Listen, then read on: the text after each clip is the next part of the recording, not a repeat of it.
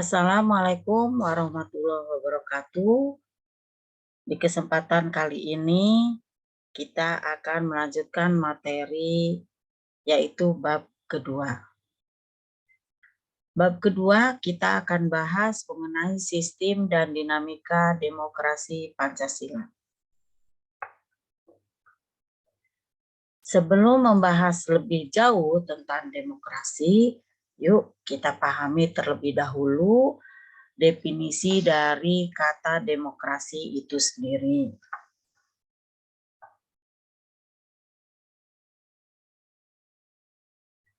Demokrasi berasal dari bahasa Yunani, yaitu demos yang bermakna rakyat atau halayak, kraten atau kratos yang artinya pemerintahan.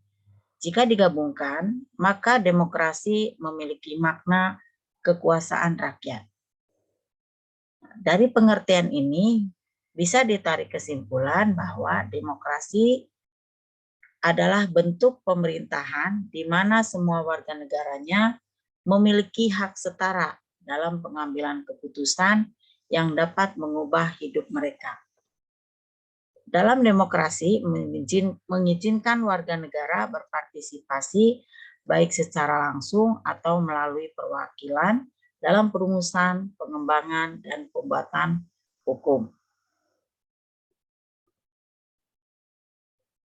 Seorang mantan presiden Amerika, presiden ke-16, yaitu Abraham Lincoln, mengeluarkan konsep dasar demokrasi bahwa demokrasi itu berasal dari, oleh, dan untuk rakyat. Di mana inti dari demokrasi adalah kedaulatan rakyat. Di mana rakyat mempunyai kekuasaan penuh untuk mengelola negara, sehingga kemajuan sebuah negara merupakan tanggung jawab seluruh rakyatnya. Untuk itu, ada kewajiban-kewajiban yang harus dijalankan oleh rakyatnya. Kewajiban tersebut adalah yang pertama, menghargai dan menjunjung tinggi hukum. Yang kedua, menjunjung tinggi ideologi dan konstitusi negara. Yang ketiga, mengutamakan kepentingan negara. Keempat, ikut serta dalam berbagai bentuk kegiatan politik. Dan terakhir adalah mengisi kemerdekaan dan aktif dalam pembangunan.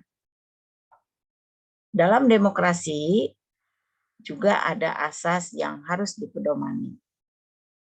Asas demokrasi ada dua. Yang pertama, ada pengakuan partisipasi rakyat dalam pemerintahan.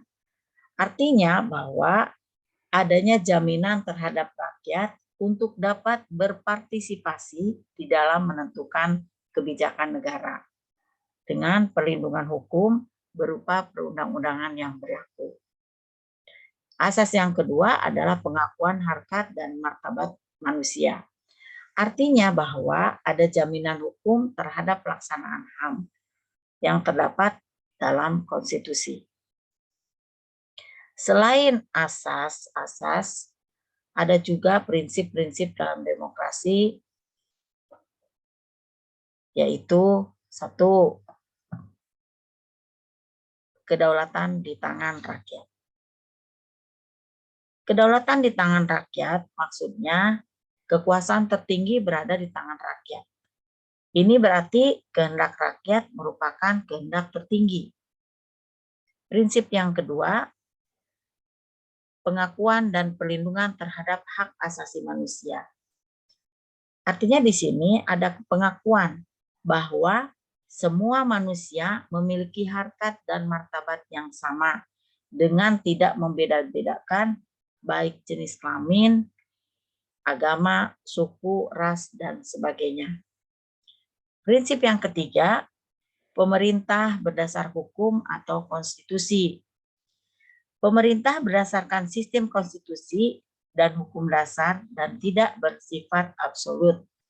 Artinya, kekuasaan yang mutlak tidak terbatas. Sistem konstitusional ini lebih menegaskan bahwa pemerintah dalam melaksanakan tugasnya dikendalikan atau dibatasi oleh ketentuan konstitusi. Prinsip yang keempat, peradilan yang bebas dan tidak memihak. Setiap warga negara Indonesia memiliki hak untuk diperlakukan sama di depan hukum, pengadilan, dan pemerintah tanpa membedakan jenis kelamin, ras, suku, agama, kekayaan, pangkat, jabatan, dan lain sebagainya.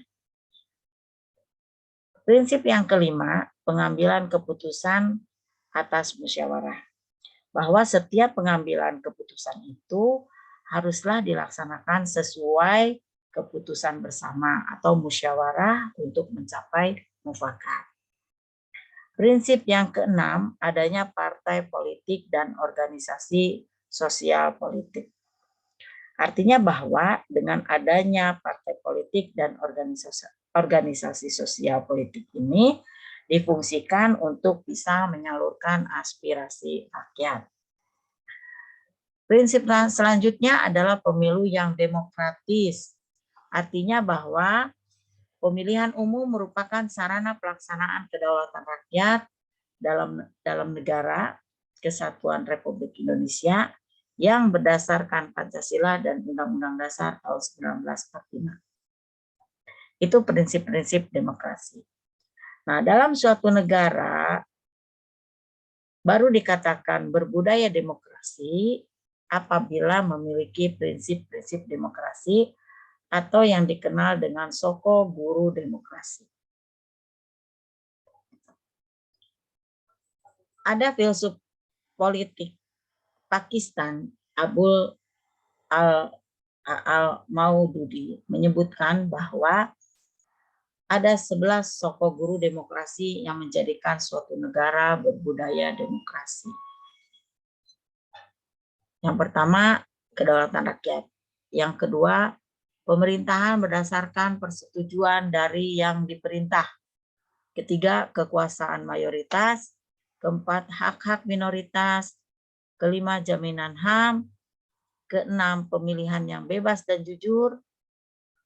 Ketujuh, persamaan di depan hukum. Kedelapan, proses hukum yang wajar. Kesembilan, pembatasan pemerintahan secara konstitusional.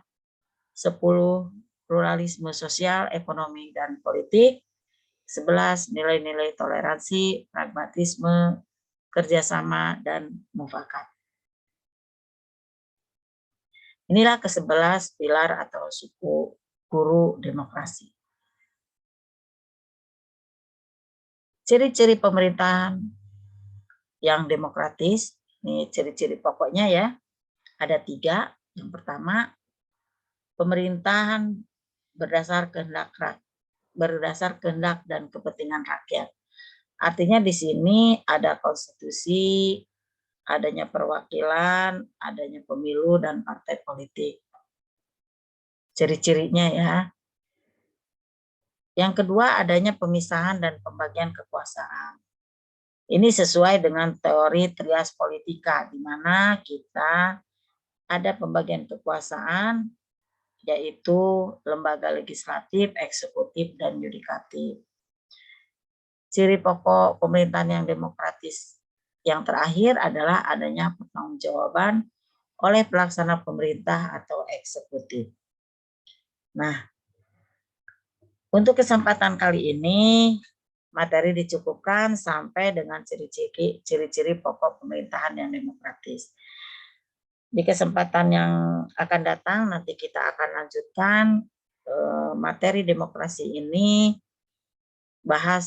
membahas mengenai klasifikasi demokrasi. Terima kasih atas waktu dan perkenannya. Sampai bersua di kesempatan yang akan datang. Terima kasih. Wassalamualaikum warahmatullahi wabarakatuh.